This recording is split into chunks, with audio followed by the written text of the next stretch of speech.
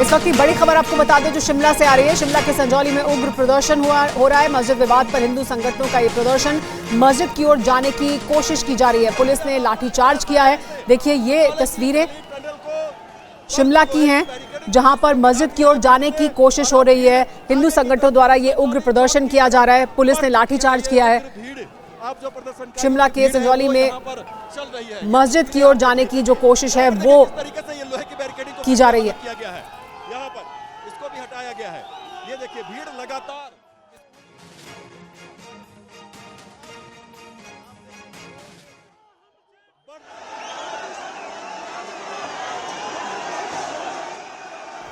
कुछ देर पहले की तस्वीरें हम आपको दिखा रहे हैं। संजौली में मस्जिद की ओर जाने की कोशिश की गई। एक बार फिर हिंदू संगठनों के द्वारा लगातार प्रदर्शन हो रहा है। संजौली में मस्जिद में अवैध निर्माण को लेकर देखिए किस तरह से झड़प हुई है पुलिस के साथ। लाठीचार्ज पुलिस को करना पड़ा है। वाटर कैनन का इस्तेमाल किया गया। एक पुलिसकर्मी घायल भी हुए।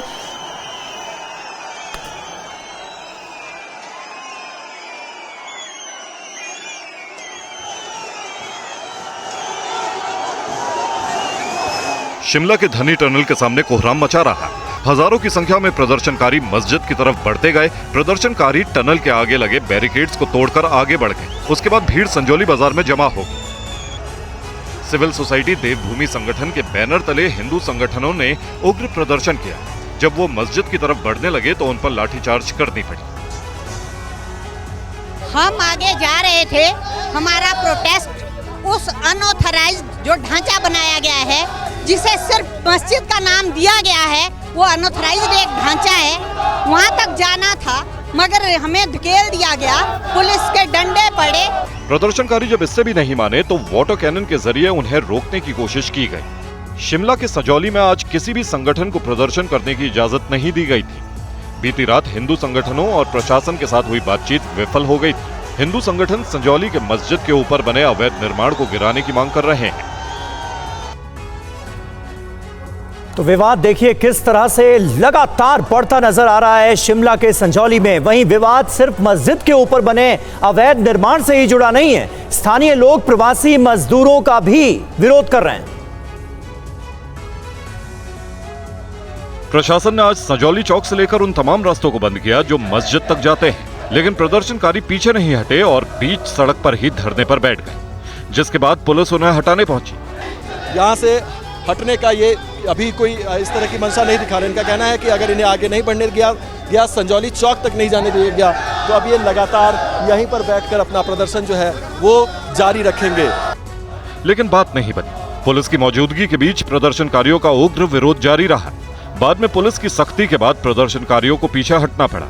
प्रदर्शन कर रहे लोगों की नाराजगी शिमला में रह रहे प्रवासी मजदूरों को लेकर भी है, जो बिना वेरिफिकेशन के यहाँ रह रहे हैं। संजौली में मस्जिद विवाद को लेकर म्युनिसिपल कोर्ट में अगली सुनवाई 5 अक्टूबर को है, जिस पर सभी की निगाहें लगी। तो आप देख सकते हैं कि ये लोग कह रहे हैं कि अब तो आज ये वापस जा रहे हैं, लेकिन ये प्रदर्शन जो है, इनका आंदोलन जो है वो लगातार जारी रहेगा। इसी टनल से लोग संजौली बाजार में घुसे थे और अब ये इसी टनल में आप देख सकते हैं कि इसी टनल से वापस जाते हुए आपको दिखाई देंगे।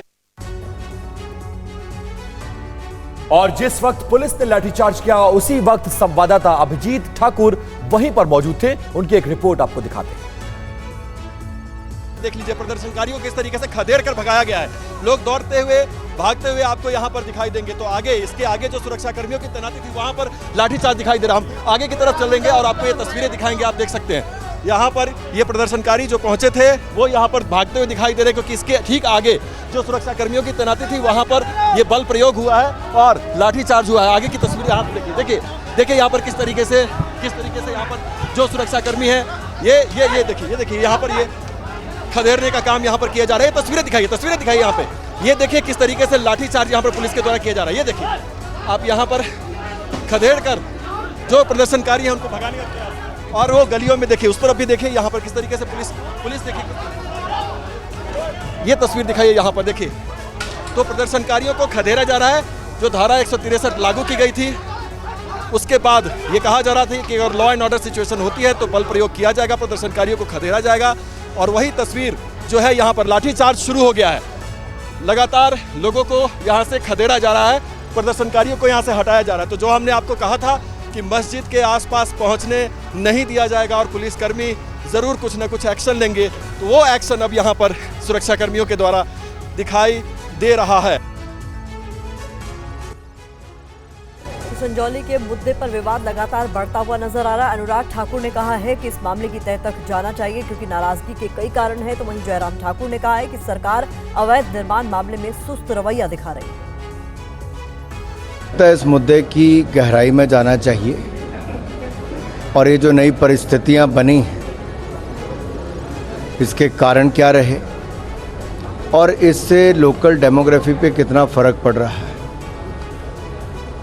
ये स्थानीय लोगों में जो रोष है उसके बहुत गंभीर कारण हैं और ऐसी अनेकों घटनाएं पिछले कुछ वर्षों में देखने को मिली हैं और मुझे लगता है इसकी गहराई में इसलिए जाना ज़रूरी है कि भविष्य में इस तरह के प्रयास आगे ना किए जाएं। जिस तरह से मैं देख रहा था कि सरकार का जवाब है कि अनऑथराइज्ड कंस्ट्रक्शन हिमाचल प्रदेश में हजारों स्थानों पर हुई है। अगर हजारों स्थानों पर हुई है तो वो एक इंडिविजुअल मसला हो सकता है, लेकिन उसके बावजूद ये मामला अलग तरह का है जिसमें लोगों की भावनाएं जुड़ी हैं, जन भावनाएं जुड़ी हैं और इस मामले को उन सारे मामलों के साथ जोड़ना उचित नहीं होगा। यही मेरा कहना है। पटना गांधी मैदान ब्लास्ट केस में बड़ी खबर आ रही है। हाईकोर्ट ने निचली अदालत का फैसला बदला है। हाईकोर्ट ने फांसी की सजा को उम्र कैद में बदल दिया है। 4 दोषी हैदर अली, मुजीबुल्लाह, नौमान और इम्तियाज की फांसी को उम्र कैद में बदल दिया गया है। दोषी उमर और अजहरुद्दीन को पहले ही उम्र कैद की सजा मिली थी। उम्र कैद की सजा को बरकरार रखा गया है।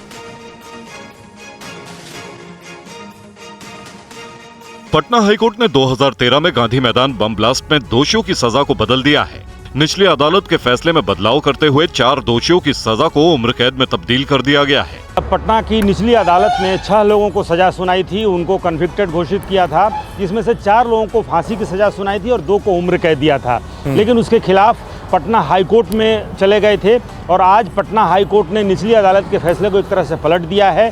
जिन 4 लोगों को फांसी की सजा दी गई थी उनकी फांसी की सजा भी उम्र कैद में बदल दी गई है। ये मामला 27 अक्टूबर 2013 का है। उस दिन बीजेपी के पीएम उम्मीदवार नरेंद्र मोदी की रैली थी। मोदी उस वक्त गुजरात के मुख्यमंत्री हुआ करते थे। पटना में एक जनसभा का आयोजन किया गया था जिसमें बीजेपी के तमाम बड़े नेता शामिल हुए थे। 31 अक्टूबर 2013 को केस एनआईए ने अपने हाथ में ले लिया था। चुनाव प्रचार के दौरान प्रधानमंत्री पद के उम्मीदवार थे नरेंद्र मोदी और पटना के गांधी मैदान में उनकी एक रैली होने वाली थी और उसी रैली के दौरान सीरियल बम ब्लास्ट हुआ था जिसमें 7 लोगों की मौत हो गई थी। और अहम खबर कोलकाता से आ रही है। कोलकाता में आज सीएम ममता बनर्जी डॉक्टरों से मुलाकात करेंगी। आज शाम 6 बजे डॉक्टर्स के साथ मुख्यमंत्री की मुलाकात होगी। सरकार ने बातचीत के लिए डॉक्टर्स के डेलीगेशन को बुलाया है। डॉक्टर्स ने सीएम ममता बनर्जी से दरअसल मिलने का समय मांगा था और शाम 6 बजे का वक्त मुख्यमंत्री दफ्तर की तरफ से दिया गया है। आज मुख्यमंत्री ममता बनर्जी तमाम डॉक्टर से मुलाकात करेंगी। रविशंकर दत्ता हमारे संवाददाता इस वक्त कोलकाता से हमारे साथ लाइव मौजूद हैं। शाम 6 बजे का वक्त मुकर्रर किया गया है मुलाकात का। डॉक्टर्स का डेलीगेशन मिलने जा रहा है रवि, और उनकी डिमांड्स क्या होंगी? देखिए, chief secretary West Bengal government ने जो चिट्ठी लिखा है उन्होंने कहा है आप 15 या तो 16 लोगों का एक टीम नवान्न में आई है जो कि ममता बनर्जी का सेक्रेटेरिएट है, वहां आने के बाद बातचीत करेंगे। लेकिन चिट्ठी में ऐसा कहीं भी नहीं लिखा हुआ है कि ममता बनर्जी बात करेंगे।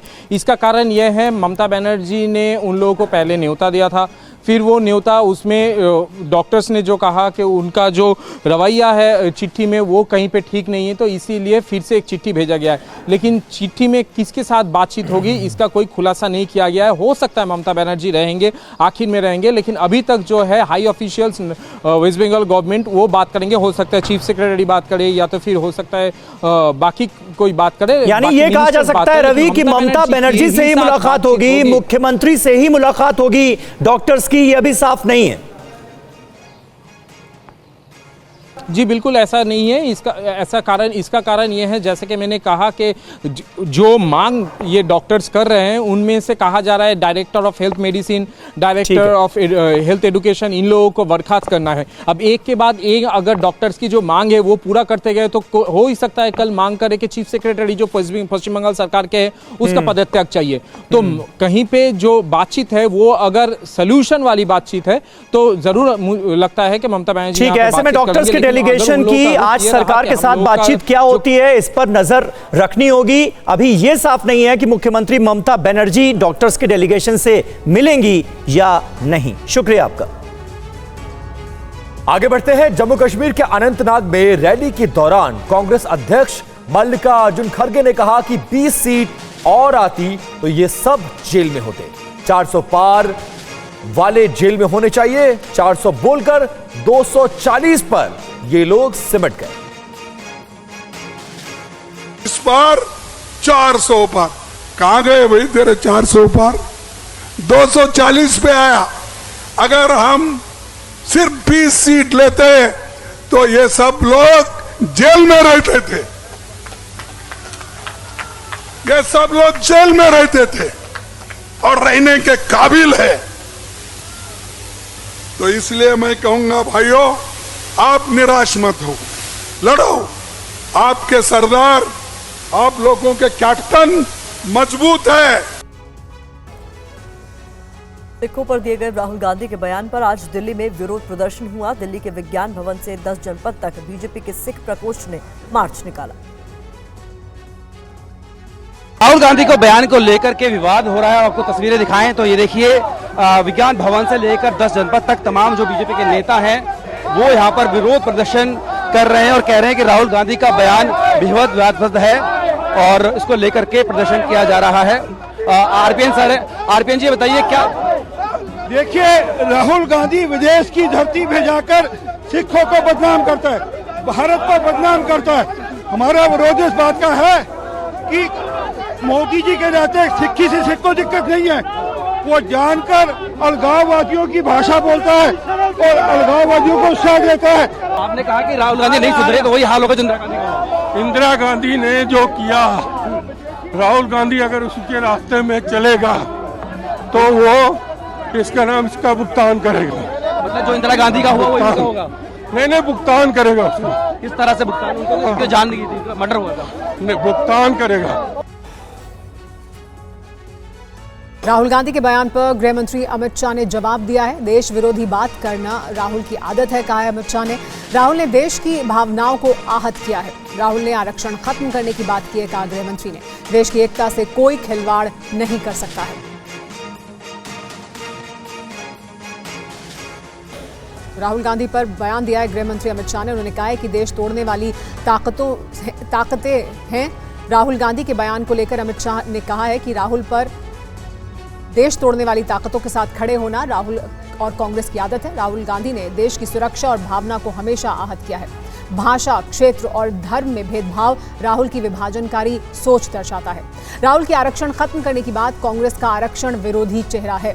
उन्होंने ये भी कहा कि जब तक बीजेपी है, आरक्षण को कोई छू भी नहीं सकता। देश की एकता के साथ कोई खिलवाड़ नहीं कर सकता है। और आरक्षण पर जब विवाद बढ़ा तो राहुल गांधी ने क्या सफाई दी, ये भी सुनिए। वहीं अमेरिकी सीनेटर से राहुल गांधी की मुलाकात पर बीजेपी ने अब सवाल खड़े कर दिए हैं। केंद्रीय मंत्री पीयूष गोयल ने कहा है कि राहुल गांधी अक्सर भारत विरोधी ताकतों से मिलते रहते हैं और विदेशी धरती से भारत का अपमान करते हैं। कांग्रेस के नेता राहुल गांधी जी विदेश जाकर बार बार भारत का अपमान करते हैं, हर भारतवासी को शर्मिंदगी पहुंचाते हैं। वो भारत विरोधी ताकतों को मिलते हैं। ऐसी महिला जो भारत की बार बार आलोचना करती है, मुस्लिम ब्रदरहुड की साथ खड़ी दिखती हैं, पाकिस्तान के साथ खड़ी दिखती हैं, कश्मीर भारत का अभिन्न अंग है उसके बारे में भी आलोचना करती हैं। आईएसआई जैसी संस्थाओं के साथ उनकी खबरें निकलती रहती हैं।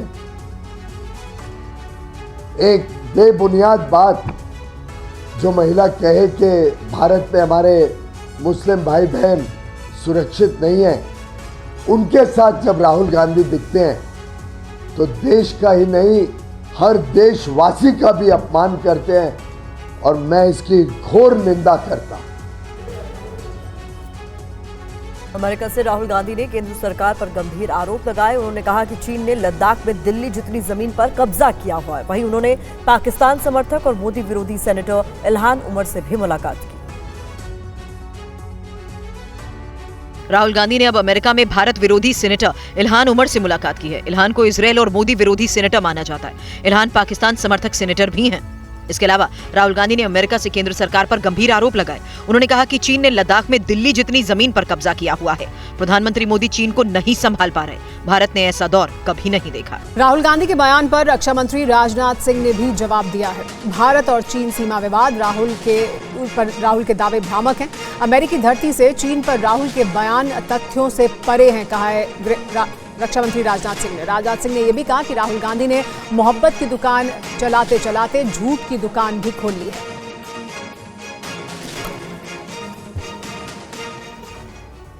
और हरियाणा में आम आदमी पार्टी की चौथी लिस्ट जारी हो गई है। विनेश फोगाट के खिलाफ आम आदमी पार्टी ने रेसलर कविता दलाल को मैदान में उतार दिया है। आम आदमी पार्टी की चौथी लिस्ट में कुल 21 उम्मीदवारों के नाम हैं, यानी आम आदमी पार्टी ने अब तक 61 उम्मीदवारों के नामों का ऐलान कर दिया है। जीत भाटी हमारे संवाददाता इस वक्त हमारे साथ मौजूद हैं, उनसे भी करेंगे बात। लेकिन अब तक जो लिस्ट सामने आई है उसके हिसाब से देखा जाए तो आम आदमी पार्टी ने कुल 61 उम्मीदवारों के नामों का ऐलान कर दिया है। चौथी लिस्ट जारी हो गई है जिसमें 21 उम्मीदवारों के नाम हैं और इसमें सबसे खास बात यह है कि कविता दलाल जो कि रेसलर रही हैं, उन्हें आम आदमी पार्टी ने चुनावी मैदान में रेसलर विनेश फोगाट के खिलाफ उतार दिया है।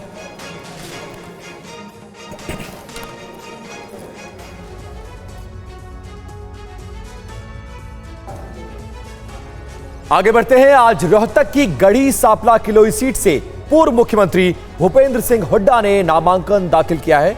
उन्होंने कहा कि कांग्रेस ने आम आदमी पार्टी से गठबंधन की पूरी कोशिश की। पूरी रिपोर्ट दिखाते हैं। तस्वीरें हरियाणा के रोहतक की हैं। पूर्व सीएम भूपेंद्र हुड्डा ने आज गढ़ी सांपला किलोई सीट से नामांकन भर दिया। नामांकन के बाद उन्होंने कहा कि वो पूरे हरियाणा में कांग्रेस के लिए प्रचार करेंगे। पूरे प्रदेश में जाऊंगा, मैं पूरे प्रदेश की सेवा करी है, पूरे प्रदेश में जाएंगे और कांग्रेस पार्टी जो मेरे को उम्मीदवार बनाया है मेरे को पूरा है, लोगों का सदैव आशीर्वाद रहा है। इससे पहले सीएम हुड्डा ने अपने घर पर पूजा पाठ और हवन किया। भूपेंद्र सिंह हुड्डा अपनी परंपरागत सीट गढ़ी सांपला किलोई से कांग्रेस उम्मीदवार हैं। इस सीट से बीजेपी ने मंजू हुड्डा को उम्मीदवार बनाया है। गढ़ी सांपला किलोई के चुनावी दंगल पर पूरे हरियाणा की नजर है। वहीं भूपेंद्र सिंह हुड्डा अपने विधानसभा क्षेत्र के अलावा पूरे हरियाणा में कांग्रेस का कैंपेन चला रहे हैं।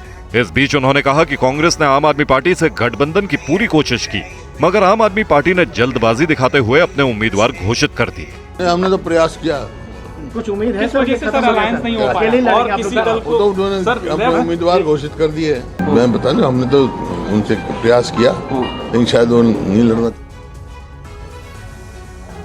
अब बात कर लेते हैं जुलाना के चुनावी अखाड़े की। इस सीट पर कांग्रेस उम्मीदवार विनेश फोगाट को बीजेपी के कैप्टन योगेश बैरागी से चुनौती मिल रही है।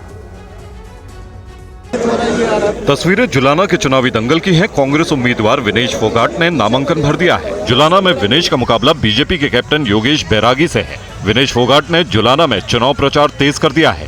वो गांव-गांव जाकर जनसभा कर रही हैं। विनेश फोगाट ने दावा किया कि इस सीट पर वो पार्टी के उम्मीदों पर खरा उतरेंगी। ऑफिस में आके मतलब सर से मिल कैसे लगा और भाई साहब आए हैं तो मतलब जीत पक्की समझो। हम लेकिन मेहनत कर रहे हैं। जलाना जाट बहुल सीट है। यहाँ कांग्रेस का अच्छा खासा वोट बेस है। वहीं विनेश फोगाट के प्रति लोगों की सहानुभूति भी है। पहलवानों के विरोध प्रदर्शन के दौरान हरियाणा की खाप पंचायतों ने विनेश फोगाट का पूरा समर्थन किया था। ऐसे में कांग्रेस ने विनेश फोगाट को उतारकर जाट वोट बैंकों को साधने का दांव चला है। तो बीजेपी के कैप्टन योगेश बैरागी को गैर जाट वोटों से उम्मीद है। मेरा काम रहेगा कि भारतीय जनता पार्टी को वहां से जिताना है। उसके लिए पुरजोर मेहनत करूंगा। जुलाना विधानसभा के जितने भी मेरे बड़े बुजुर्ग हैं, मेरा परिवार जो वहां है, उन सब से मैं हाथ जोड़ के अपील करूंगा कि मेरे को सेवा करने का मौका दे। हरियाणा के पूर्व गृह मंत्री अनिल विज ने आज अंबाला कैंट से नामांकन दाखिल किया। उन्होंने नामांकन से पहले रोड शो भी किया। अनिल विज ने कहा कि कांग्रेस आपसी झगड़े में उलझी हुई है, बीजेपी एक बार फिर सरकार बनाएगी। अंबाला छावनी की जनता पर मुझे पूरा भरोसा है।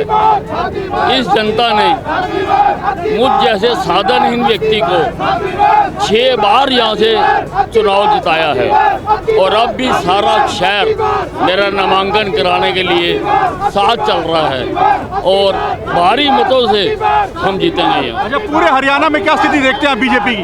नहीं, भारतीय जनता पार्टी तीसरी बार भारी बहुमत के साथ सरकार बनाने जा रही है। कांग्रेस तो अंतर कलह से डूब रही है, उनकी नैया में सुराख हो चुका है और उनका आपस में ही लड़कर एक दूसरे को हराएंगे। सर, कांग्रेस और आम आदमी पार्टी से कोई टक्कर मानते हैं? दोनों अलग अलग चुनाव मैदान में उतरे हैं। नहीं, आम आदमी पार्टी का सूरज तो अस्त हो चुका है। आप दिल्ली में देखो, जहां इनका गढ़ था, 7 सीटें हारे लोकसभा में। पंजाब में बुरा हाल हुआ। और अब खबर मध्य प्रदेश से। एमपी में न्यूनतम समर्थन मूल्य पर सोयाबीन खरीदेगा केंद्र। केंद्रीय कृषि मंत्री शिवराज सिंह चौहान ने इसकी जानकारी दी है। मध्य प्रदेश में सोयाबीन की कीमतें न्यूनतम समर्थन मूल्य से नीचे चली गई हैं। शिवराज ने बताया है कि मध्य प्रदेश सरकार से खरीद का प्रस्ताव मिला था, जिसे मंजूरी दे दी गई।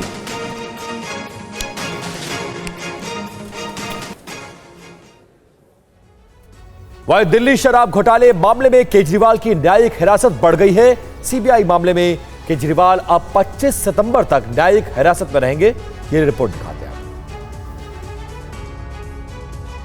सीबीआई मामले में सीएम केजरीवाल को राहत नहीं मिल पाई। दिल्ली की राउज एवेन्यू कोर्ट ने केजरीवाल की न्यायिक हिरासत को 25 सितंबर तक बढ़ा दिया है। सीएम केजरीवाल और हिरासत में लिए गए अन्य आरोपियों की तिहाड़ जेल से वीडियो कॉन्फ्रेंसिंग के जरिए पेशी हुई।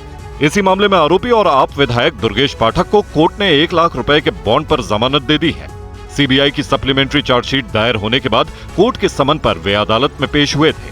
दरअसल सीबीआई ने सीएम केजरीवाल, दुर्गेश पाठक, विनोद चौहान, आशीष माथुर और शरत रेड्डी के खिलाफ supplementary chargesheet Rouse Avenue court में पेश की थी। 3 सितंबर को कोर्ट ने चार्जशीट पर संज्ञान लिया। कोर्ट ने सभी आरोपियों को आज यानी 11 सितंबर तक कोर्ट में पेश होकर जवाब दाखिल करने के लिए कहा था। सुनवाई के बाद केजरीवाल की न्यायिक हिरासत को 25 सितंबर तक बढ़ा दिया गया। सीबीआई केस में गिरफ्तारी के खिलाफ केजरीवाल ने सुप्रीम कोर्ट में भी याचिका लगाई। 5 सितंबर को इस मामले में सुनवाई के बाद फैसला सुरक्षित रख लिया गया, तो ईडी मामले में केजरीवाल को सुप्रीम कोर्ट से जमानत मिल चुकी है। आज दिल्ली में नौकरी से हटाए गए बस मार्शलों ने प्रदर्शन किया। प्रदर्शनकारियों ने धरना स्थल पर आम आदमी पार्टी और बीजेपी नेताओं को भी बुलाया था।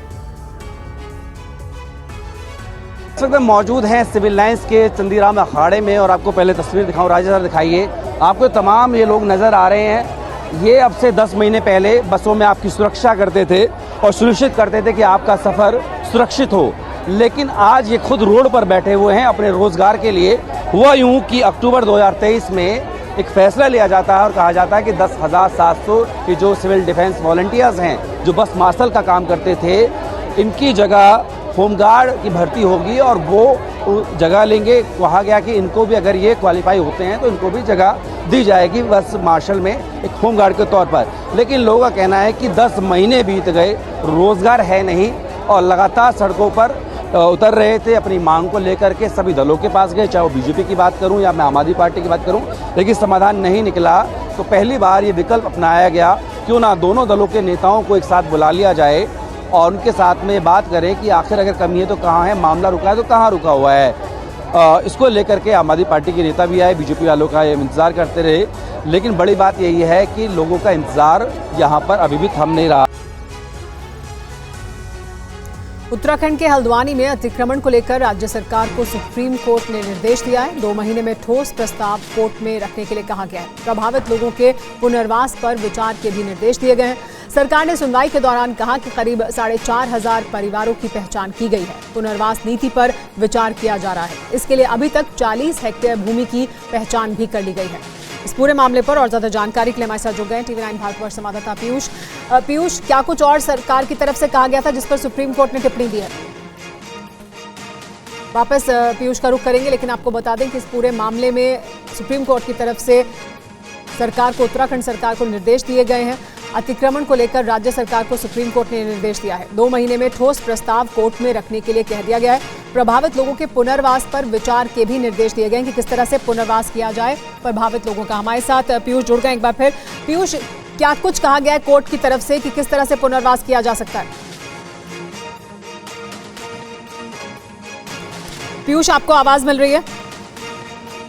जी बिल्कुल सुमारा, देखिए उत्तराखंड के हल्द्वानी में ये अतिक्रमण का वही मामला है जो गोला नदी के पास ट्रैक में कई घर बने हुए थे हजारों की तादाद में, और उसको लेकर के मामला सुप्रीम कोर्ट पहुंचा था। तो सुप्रीम कोर्ट ने इस मामले में पहले भी पुनर्वास के लिए निर्देश जारी किए थे। अब सुप्रीम कोर्ट ने राज्य सरकार से ये कहा है कि 2 माह के भीतर ठोस प्रस्ताव कोर्ट के सामने पेश किया जाए, क्योंकि ये पुनर्वास वाला मसला ऐसा है कि लगातार राज्य सरकार और केंद्र सरकार के बीच बात हो रही है, लेकिन कोई हल नहीं निकल पा रहा है।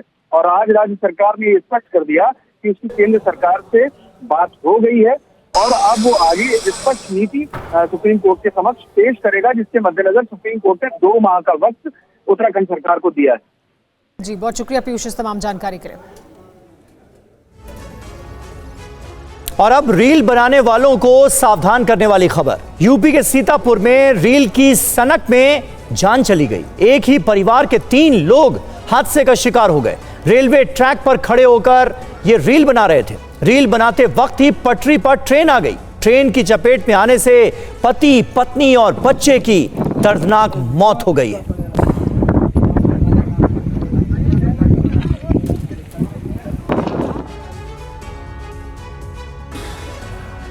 और अब आपको उत्तराखंड के हरिद्वार की एक तस्वीर दिखाते हैं, जहां रील बनाने के चक्कर में एक लड़की गंगा नदी में गिर गई। ये तस्वीरें हरिद्वार के विष्णु घाट की हैं। आप देख सकते हैं कि कैसे ये लड़की शिवलिंग को स्पर्श करती है और फिर नदी में लगी रेलिंग पर चलने लगती है। तभी इसका पैर फिसल जाता है और वो नदी में गिर जाती है। गनीमत ये रही कि नदी का प्रवाह तेज नहीं था, इसलिए लड़की बच जाती है। लेकिन ऐसी जगहों पर रील बनाने में सावधानी बरतने की जरूरत है, कहीं रील की सनक जिंदगी पर भारी ना पड़ जाए।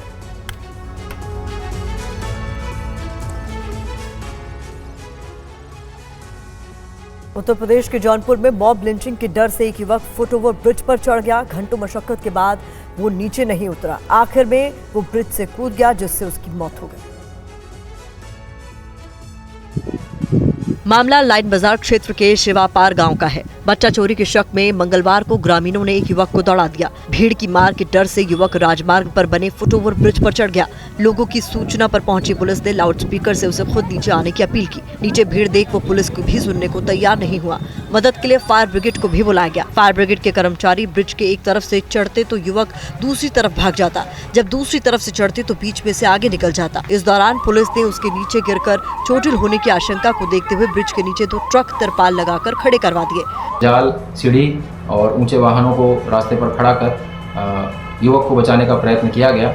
साथ ही साथ युवक से संवाद करने का प्रयत्न किया गया, परंतु उसके द्वारा किसी तरह की कोई प्रतिक्रिया नहीं दी जा रही थी। इसी दौरान युवक फुटओवर ब्रिज से नीचे गिर पड़ा। इसको तत्काल एम्बुलेंस के द्वारा सदर अस्पताल उपचार हेतु रवाना किया गया, परंतु डॉक्टरों द्वारा उसे मृत घोषित किया गया। मध्य प्रदेश के महर में 2 पक्षों में जमकर मारपीट हुई। दोनों पक्ष एक ही परिवार के लोग हैं। इस मारपीट का वीडियो सोशल मीडिया पर तेजी से वायरल हो रहा है। जमीनी विवाद को लेकर जमकर मारपीट हुई। एक ही परिवार के कई लोग आपस में भिड़ गए। दोनों पक्षों में जमकर डंडे और लात घूंसे चले। इस मारपीट का वीडियो सोशल मीडिया पर वायरल है। वीडियो में भी दिख रहा है कि एक व्यक्ति को गोबर के ढेर में गाड़ने का प्रयास हो रहा है। पुलिस ने दोनों पक्ष की शिकायत पर मामला दर्ज कर जांच शुरू कर दी है। दरअसल पूरा मामला रामनगर थाना के मोहरबा गांव का है, जहां एक ही परिवार के 2 पक्षों में जमीनी विवाद को लेकर पहले मारपीट शुरू हुई। मामला इतना बढ़ गया कि एक दूसरे पर लात घूंसों और डंडों से वार करने लगे। हैरान करने वाली बात तो यह है कि गोबर में गाड़ने के प्रयास के दौरान महिलाएं भी साथ थी। बताया जा रहा है कि रामजी पटेल और राम नरेश पटेल के बीच जमीन को लेकर काफी दिनों से विवाद जारी है। दोनों परिवार के बीच आए दिन कहासुनी होती रहती है।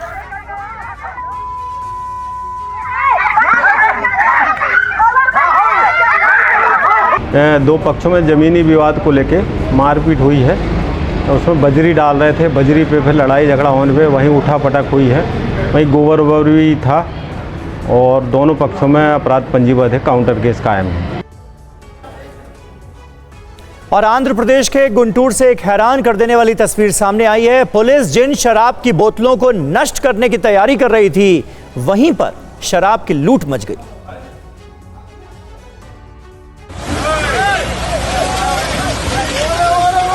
आंध्र प्रदेश में नशे के खिलाफ अभियान चल रहा है। गैर कानूनी तरीके से बेची जा रही शराब पकड़ी जा रही है और उन्हें नष्ट करने के लिए बुलडोजर चलाया जा रहा है।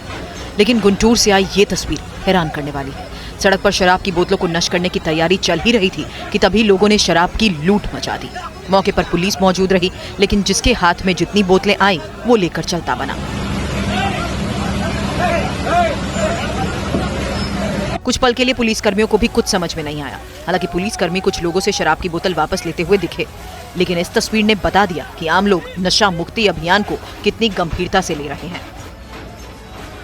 उत्पाद विभाग ने हाल ही में तेलंगाना के अलग अलग इलाकों में छापे मारकर शराब के 23 कार्टन बरामद किए थे और अवैध कारोबारियों के बड़े गैंग का खुलासा किया था। प्रशासन इन्हीं शराब की बोतलों को नष्ट करने की तैयारी कर ही रहा था और यहाँ शराब की लूट मच गई।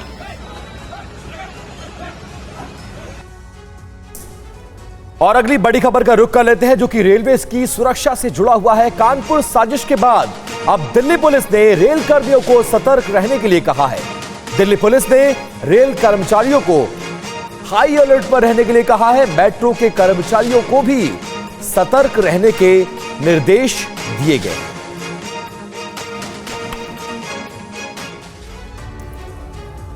बिहार में समस्तीपुर से एक अच्छी खबर निकलकर सामने आ रही है। यहाँ भारतीय रेल ने एक ऐसा नेक काम किया है जिसकी चारों ओर तारीफ हो रही है। खबर यह है कि ट्रेन में सफर कर रही महिला ने भारतीय रेल और समस्तीपुर रेल प्रशासन की मदद से चलती ट्रेन में बच्चे को जन्म दिया। जच्चा बच्चा दोनों ठीक है। वहीं पिता के चेहरे की ये मुस्कान भी बता रही है कि वो कितने खुश हैं। गाड़ी रुकने के बाद में आप लोग को बताया हमारा बच्चा हो भी गया तो भी आप लोग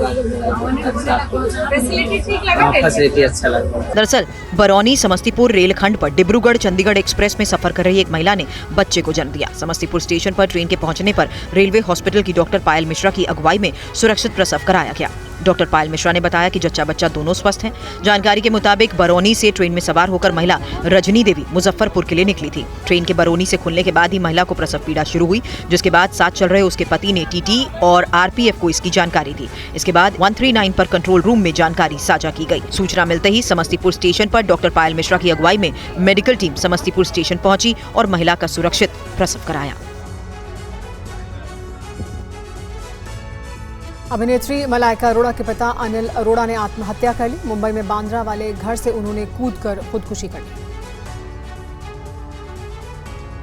सुबह 9 बजे के करीब अनिल अरोड़ा ने अपने घर की छठी मंजिल से कूदकर जान दे दी। आत्महत्या के बाद मुंबई पुलिस मौके पर पहुंची और बॉडी को पोस्टमार्टम के लिए भेजा।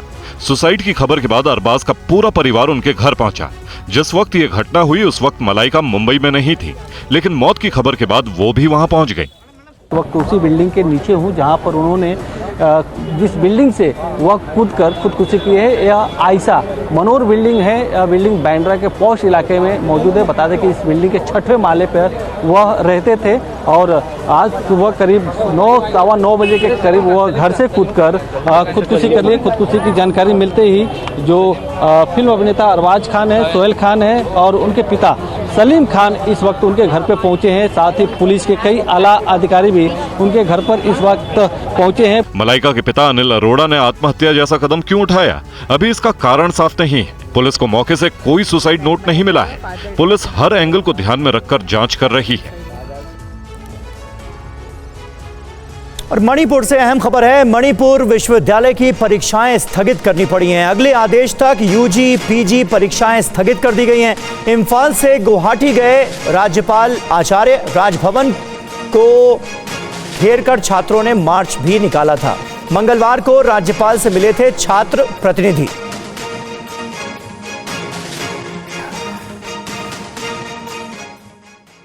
और बड़ीपुर में छात्रों के प्रदर्शन को देखते हुए इंटरनेट के साथ साथ स्कूल और कॉलेजेस को भी बंद करने का फैसला किया गया है और हालात को देखते हुए परीक्षाओं को फिलहाल टाल दिया गया है। मणिपुर में लगातार हो रही हिंसा से त्रस्त हो चुके छात्र सड़कों पर हैं और राज्य में शांति बहाल करने की मांग कर रहे हैं। प्रदर्शन के दौरान कई जगह छात्र उग्र हो गए और पुलिस को सख्ती दिखानी पड़ी। प्रदर्शन के बीच हालात अब इतने खराब हो चुके हैं कि पूर्वी इम्फाल, पश्चिमी इम्फाल और थैम्बल में कर्फ्यू लगाया गया है। एहतियातन के तौर पर आज और कल स्कूल कॉलेज बंद कर दिए गए हैं। 5 दिन के लिए इंटरनेट सेवा बंद है। सरकार अलर्ट है और हालात पर पैनी नजर है। मणिपुर में सुरक्षा बलों की अतिरिक्त तैनाती की तैयारी है। राजभवन पर पथराव करने और केंद्रीय सुरक्षा बलों पर हमला करने के लिए एक दिन बाद एक बार फिर छात्रों के साथ सुरक्षा बलों की झड़प हुई। बीती रात मणिपुर की राजधानी इम्फाल में प्रदर्शनकारियों ने IMA मार्केट में आगजनी की। हंगामे के बीच प्रदर्शनकारियों ने पुलिस पर भी हमले की कोशिश की। पुलिस के मुताबिक मंगलवार को सुरक्षा बलों के साथ झड़प में 40 से अधिक छात्र घायल हो गए हैं। मणिपुर में पिछले दिनों उग्रवादियों ने रॉकेट और ड्रोन से हमले किए हैं। छात्र मणिपुर के DGP और राज्य सरकार की सुरक्षा सलाहकार को हटाने की मांग पर अड़े हैं। इधर यूपी अवैध धर्मांतरण मामले में मौलाना उमर गौतम और मौलाना कलीम सिद्दीकी सहित 16 दोषियों को सजा का ऐलान कर दिया गया है। 12 दोषियों को उम्र कैद जबकि 4 दोषियों को 10-10 साल की सजा सुनाई गई है। NIA ATS कोर्ट ने दोषियों को ये सजा सुनाई है। कल आरोपियों को दोषी करार दिया गया था और अब सजा का ऐलान कर दिया गया है। मैं मौलाना कलीम सिद्दीकी साहब की तरफ से इस मुकदमे का मैं वकील था और इसमें 121 से मैं आजीवन कारावास और 123 में 10 वर्ष की सज़ा सुनाई गई है। इसमें अन्य अभियुक्त गणों को जज साहब ने पूरी जो मैक्सिमम पनिशमेंट हो सकती थी, सज़ा हो सकती थी, वो उनको आज सुनाई है। कितने लोगों को सजा उम्र कैद सुनाई गई और कितने लोगों को मैक्सिमम? इसमें जो तो टोटल 16 लोगों को आज सज़ा सुनाई गई, उनमें से 12 को उम्र कैद सुनाई गई है और 4 लोगों को मैक्सिमम 10 साल की सज़ा सुनाई गई है। इस पर ज्यादा जानकारी के साथ हमारे रोविंग एडिटर पंकज झा हमारे साथ जुड़ गए हैं। पंकज जी, और क्या कुछ जानकारी इस पूरे मामले को लेकर? देखिए, अवैध धर्मांतरण के मामले में लखनऊ की जो NIA कोर्ट है उसका ये पहला बड़ा फैसला है और ये जो खासतौर से उमर गौतम की बात करें जो कि यूपी के फतेहपुर का ही रहने वाला है, इसको मास्टरमाइंड बताया जाता है। करीब 1000 लोगों के अवैध धर्मांतरण का इस पर आरोप है। ये पहले खुद भी हिंदू था, श्याम प्रताप सिंह नाम हुआ करता था, फिर ही उमर गौतम हो गया। दिल्ली के जामिया नगर इलाके में इसने इस्लामिक दावा सेंटर खोला, वहां से फिर इसने यूपी के अलग अलग शहरों में कई बार धर्मांतरण कराए। नोएडा में तो इसने एक मूक बधिर स्कूल है, उसमें 18 बच्चों के धर्मांतरण का मामला इसके खिलाफ चला। बाद में 2021 में गिरफ्तार हुआ, वहां पे NIA कोर्ट में लखनऊ में मुकदमा दर्ज हुआ, इसके साथी गिरफ्तार किए गए और फिर इस मामले में कल अदालत ने इन सबको दोषी करार दिया और आज आपने देखा कि इन लोगों को सजा हुई है। एक बड़ा फैसला माना जाता है जांच एजेंसियों के लिहाज से। बहुत शुक्रिया इस तमाम जानकारी के लिए पंकज।